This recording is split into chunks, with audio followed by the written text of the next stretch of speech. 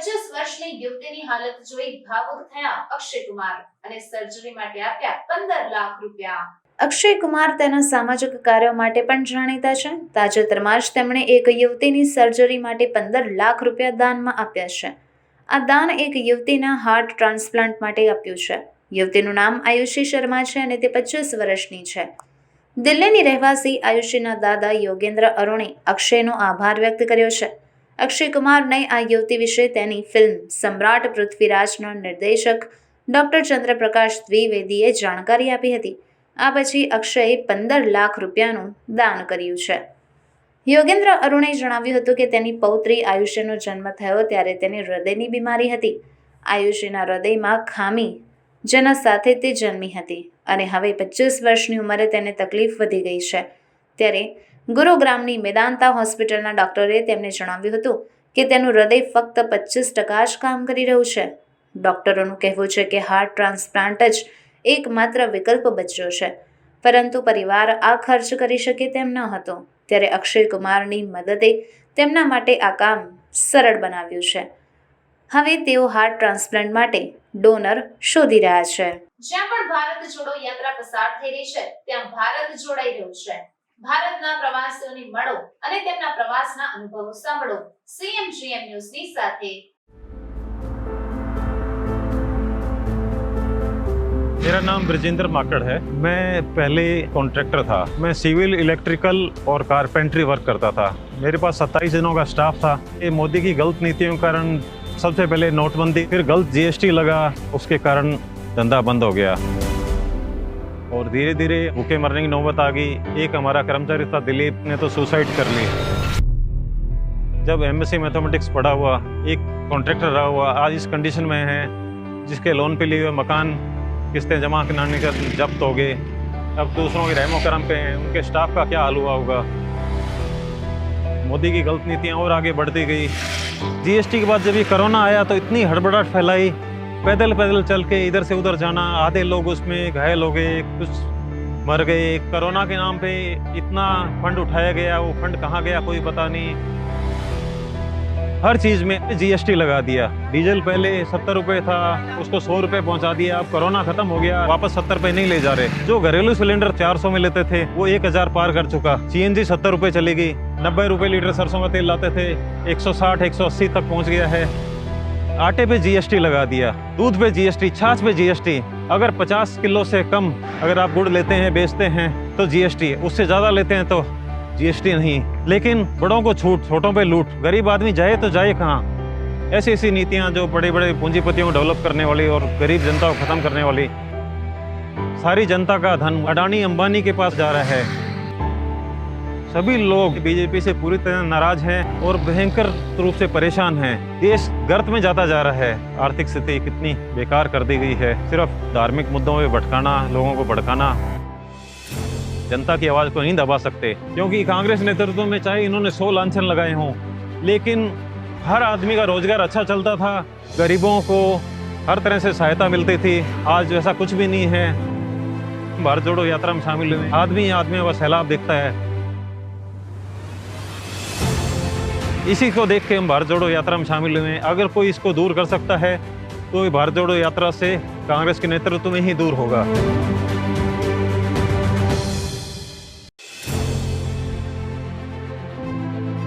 मेरा नाम भवरीन कंधारी है। पर्यावरण के लिए काम करती हूँ, खासकर वायु के लिए। अपना मैसेज जो एयर पोल्यूशन है, क्योंकि जैसे हम सब एक हैं, ये एक बड़ा कॉमन मैसेज है, वैसे ही एयर पोल्यूशन या क्लीन एयर जो है वो हम सब के लिए ज़रूरी है।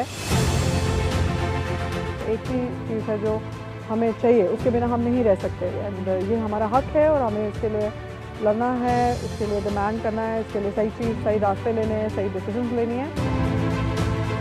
It was very heartening to speak to Mr. Gandhi. Rahul Gandhi, Rahul Gandhi. भीड़ कैसे उन पे टूट रही है, इतने उनसे प्रभावित है, उनके फिटनेस से, उनकी बॉडी से। यंग बच्चे आ रहे हैं, उनको फ्लाइंग केसेस दे रहे हैं। वो दिख रहा है कि लोग कितने उनसे प्रभावित है और कितने इम्प्रेस्ड है। अगर वो एक सही मैसेजेस देंगे पोल्यूशन के ऊपर, क्लीन एयर के ऊपर, तो लोग समझेंगे तो लोग मांगेंगे, डिमांड करेंगे कि हमें साफ हवा चाहिए। ये आज की सबसे बड़ी प्रॉब्लम है। भारत जोड़ो एक बहुत ही अच्छा इनिशिएटिव है। ये ऐसा वक्त चल रहा है जहाँ सब लोग एक किस्म से टूट रहे थे। हर हिंदुस्तानी को यहाँ पर आना चाहिए क्योंकि एक बहुत इनकरेजिंग फीलिंग है। कोई जाति नहीं, कोई ऊंच नीच नहीं, इसीलिए मैं यहाँ पर हूँ। मैं मतलब बहुत प्रभावित हूँ इस कंप्लीट यात्रा से जो बहुत लोगों को जोड़ रही है एंड बहुत अच्छा एक मैसेज जा रहा है।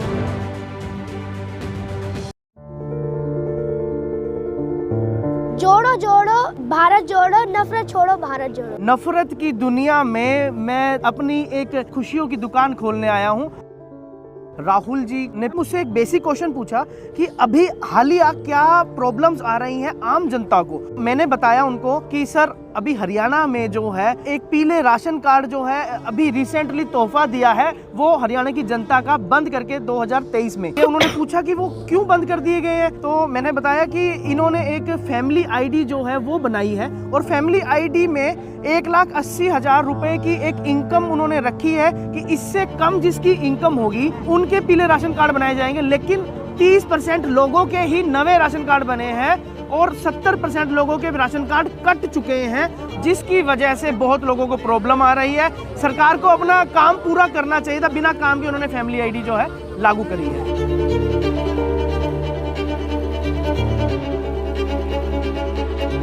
भारत जोड़ो यात्रा जहां से गुजर रही है वहां भारत जुड़ता जा रहा है। जो राहुल जी का पूरे हिंदुस्तान में एक विचारधारा फैल रही है, असलियत में नफरत की जो है दुकान हिंदुस्तान में आने वाले समय में बंद होने वाली है। जहाँ जहाँ वो जा रहे हैं, जैसे अभी कन्याकुमारी से अभी करनाल तक पहुँचे हैं, तो लोग कह रहे हैं कि हम इस यात्रा को रुकवा देंगे। ऐसा तो नहीं होने वाला और मैं राहुल जी को पीएम बनता देखना चाहता हूँ। नफरत छोड़ दो, बस यही उनका भी यही कहना है राहुल जी का। मैंने मीडिया के बारे में कहा कि हमारे दोस्त हैं मगर हमारी बात टीवी पे कभी नहीं दिखाते हैं। वो तो तब भी ठीक है, मगर ये एक और काम करते हैं। इनके जो चैनल हैं ये भी नफरत फैलाने का काम करते हैं। 24 घंटा हिंदू मुस्लिम, हिंदू मुस्लिम, हिंदू मुस्लिम, हिंदू मुस्लिम, हिंदू मुस्लिम। ये सच्चाई नहीं है भाइयों और बहनों। मैं चला हूं कन्याकुमारी से यहाँ तक, ये सच्चाई नहीं है। देश एक है। इन सड़कों पे लाखों लोगों से मिला हूँ, सारे के सारे एक दूसरे से मोहब्बत करते हैं, प्यार करते हैं, गले लगते हैं। देखिए मेरे सामने ये जैन मंदिर है, गुरुद्वारा है, मंदिर है, मस्जिद है, ये है हिंदुस्तान। तो सवाल उठता है ये क्यों हो रहा है? जब कोई आपका जेब काटता है तो वो क्या करता है? सबसे पहले उसे क्या करना पड़ता है? पहले वो आपके ध्यान को इधर करता है, आपके ध्यान को लेकर उधर ले जाता है। 24 घंटा हिंदू मुस्लिम, हिंदू मुस्लिम, हिंदू मुस्लिम।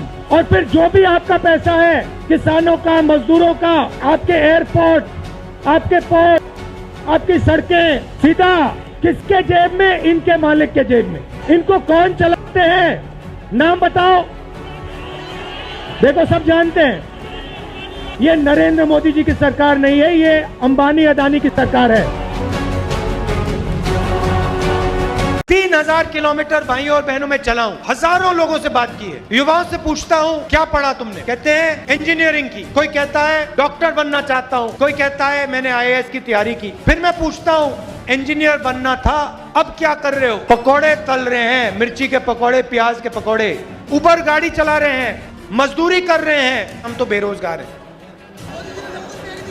गलतफहमी में हो, मोदी जी ने नहीं किया, लगाम प्रधानमंत्री जी के पीछे भी लगी हुई है। सरकार नरेंद्र मोदी की नहीं है, अदानी और अंबानी की सरकार है। 21वीं सदी के दुनिया में हिंदुस्तान को चाइना के साथ कंपटीशन करना ही होगा और चाइना को कंपटीशन में हराना होगा। और उनको कौन हरा सकता है? उनको हिंदुस्तान के 2-3 अरबपति नहीं हरा सकते हैं। उनको हिंदुस्तान का किसान, हिंदुस्तान का युवा, हिंदुस्तान के स्मॉल और मीडियम बिजनेस चलाने वाले लोग कंपटीशन में हरा सकते हैं, पटक सकते हैं। મને મારી છબી સાથે કોઈ લેવા દેવા નથી અને તેમાં કોઈ રસ નથી। આખરે શા માટે કહ્યા રાહુલ ગાંધીએ આ શબ્દો? ભારત જોડો યાત્રા હવે હરિયાણાથી પસાર થઈ રહી છે, ત્યારે રવિવારે પત્રકાર પરિષદમાં પત્રકારોએ સવાલ કર્યો હતો કે આ યાત્રાથી તેમની છબીમાં કેવો બદલાવ આવ્યો છે। ત્યારે રાહુલ ગાંધીએ કહ્યું હતું કે તમારા મગજમાં જ રાહુલ ગાંધી છે, તેને મેં મારી નાખ્યો છે. હવે તે મારા મગજમાં બિલકુલ નથી. રાહુલ ગાંધીએ કહ્યું હતું કે મેં તે રાહુલ ગાંધીને મારી નાખ્યો છે અને હવે તેઓ પોતાની છબીને લઈને સહેજ પણ ચિંતિત નથી. તેમણે કહ્યું હતું કે ભારત જોડો યાત્રાને લઈને તેમનો ઉલ્લેખ ન થવો જોઈએ. જે શખ્સને આપ જોઈ રહ્યા છો તે રાહુલ ગાંધી નથી. તમે તેને જોઈ શકો છો પરંતુ સમજી નથી શકતા. હિન્દુ ધર્મ ગ્રંથોને વાંચો, શિવજી વિશે વાંચો, ત્યારે જ તમે સમજી શકશો. રાહુલ ગાંધી તમારા મગજમાં છે, મારામાં નહીં, અને તે ભાજપના મગજમાં છે. રાહુલ ગાંધીએ કહ્યું હતું કે તમે લોકો આટલા પરેશાન કેમ દેખાવ છો? મને મારી છબી સાથે કોઈ લેવા દેવા નથી. મને તેમાં કોઈ રસ નથી. તમે મને જેવી જોઈએ તેવી છબી આપી શકો છો, સારી અથવા તો ખરાબ. ગત વર્ષે નવેમ્બરમાં રાહુલ ગાંધીએ આવી જ રીતે કોમેન્ટ કરતા કહ્યું હતું કે આ અભિયાન તેમના વિશે બિલકુલ નથી. તેમણે કહ્યું હતું કે મેં રાહુલ ગાંધીને વર્ષો પહેલાં જ જવા દીધા છે. હવે તે તમારા મગજમાં છે, મારા મગજમાં નહીં. પ્રયત્ન કરો અને સમજો. જુઓ, લોકો તાલી વગાડે છે. તમે કંઈ સમજ્યા? એક વ્યક્તિએ સમજ્યું જે તમારા દેશના દર્શન છે. તેને સમજો, એ તમારા માટે સારું રહેશે. વગેરે બાબતો રાહુલ ગાંધીએ જણાવી હતી. કાંકરેજના ભલા ગામ ખાતે આવેલ ક્રેસ્ટલો ફાર્મમાં મિત્રોની સાથે મળી સસરાને ઓશિકા દ્વારા ગળું દબાવી ખૂન કરનાર નાસ્તા ફરતા આરોપીને એસઓજી ટીમે પકડી પાડ્યો. સુરત જિલ્લાના કામરેજ તાલુકા ખાતે આવેલ ઘલા ગામે ક્રેસ્ટલો ફાર્મમાં મિત્રોની સાથે મળીને ઓશિકા દ્વારા સસરાનું ગળું દબાવી ખૂન કરનાર નાસ્તા ફરતા આરોપીને એસઓજી પોલીસ દ્વારા ઝડપી પાડવામાં આવ્યો હતો. એસઓજી દ્વારા મળતી માહિતી અનુસાર ઉચ્ચ પોલીસ અધિકારીઓ દ્વારા શરીર અને મિલકત સંબંધી ગુનાઓમાં અને આવા ગુનાઓમાં નાસ્તા ફરતા આરોપીઓને શોધી કાઢવા માટેની સૂચના આપવામાં આવી હતી. જે તે incharge police inspector police staff સાથે પેટ્રોલિંગમાં હતા. જે દરમિયાન ઘલા ગામના ક્રેસ્ટેલો ફાર્મના બંગલા નંબર 5માં આરોપી રાદડિયા મયુરભાઈ પોપટભાઈ તેના મિત્રો જેમના નામ સાગર રોડકિયા અને કિશોર ઇસાલ મિયાની મદદથી આરોપી રાદડિયા મયુરભાઈ પોપટભાઈએ તેના સસરા મૈરાલે દશરથભાઈ ગજમલભાઈને જાનથી મારી નાખી મૃતદેહની ઓળખ જ ન થાય તે માટે મૃતદેહને સગેવગે કરવા અંજની ઇન્ડસ્ટ્રીઝ ખાતે આવેલ વહેતી કેનાલમાં ફેંકી દઈને ગુનો કર્યો હોવા બાબતે કામરેજ પોલીસ સ્ટેશનમાં 5 ઓક્ટોબર 2022ના રોજ ગુનો દાખલ થયો હતો. જે અનુસંધાને એસઓજી શાખાના હેડ કોન્સ્ટેબલ ગિરિરાજસિંહ, અશોકસિંહ અને રણછોડભાઈ કાબાભાઈ નાઓએ ખાનગી બાતમીદાર દ્વારા સંયુક્ત બાતમી મેળવી હતી કે કામરેજ પોલીસ સ્ટેશનના હદ વિસ્તારમાં બનેલ ખૂનના ગુનાના કામનો આરોપી રાદડિયા મયુરભાઈ કામરેજ ખાતે આવેલ દાદા ભગવાનના મંદિર પાસેથી નનસાડ તરફ જવાના રસ્તા પર ઊભો છે. બાતમીના આધારે સદર જગ્યા ઉપરથી પકડી પાડી નામઠામ અને બનાવ સંદર્ભેની સઘન પૂછપરછ કરતા મૂળ જૂનાગઢ જિલ્લાના ભેસાણ તાલુકા ખાતે આવેલ શુકલ મોરવાડા અને હાલ સુરત શહેર કોસાડ 901 પ્રમુખ શ્રી હાઇટ્સ ડી બિલ્ડિંગ 9મા માળ ખાતે રહેતા 33 વર્ષીય રાદડિયા મયુરભાઈ પોપટભાઈ હોવાનું જણાવ્યું. તેમ પણ જણાવ્યું હતું કે તેમના સસરા તેમના લગ્ન જીવનમાં દખલગીરી કરતા હતા અને તેના કારણે આરોપીની પત્ની સાથે મનદુખ રહેતું હતું.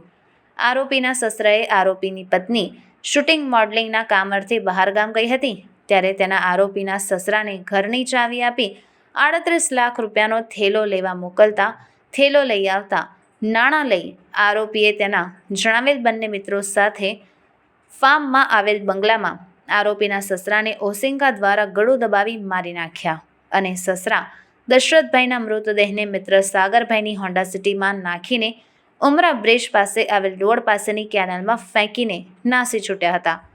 પોલીસ પકડશે તેવા ભયથી અલગ અલગ રાજ્યમાં નાસ્તા ફરતા હતા.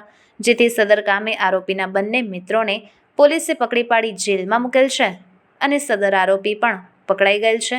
કાયદેસરની કાર્યવાહી કરી વધુ તપાસ અર્થે કામરેજ પોલીસ સ્ટેશન ખાતે આરોપીને સોંપવામાં આવેલ છે.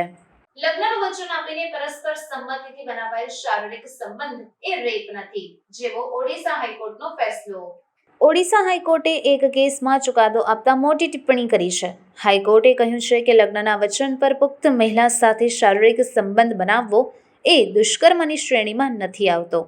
જો કોઈ મહિલા પોતાની મરજીથી સંબંધ બનાવે છે તો તેમાં દુષ્કર્મની કલમો ન હોવી જોઈએ.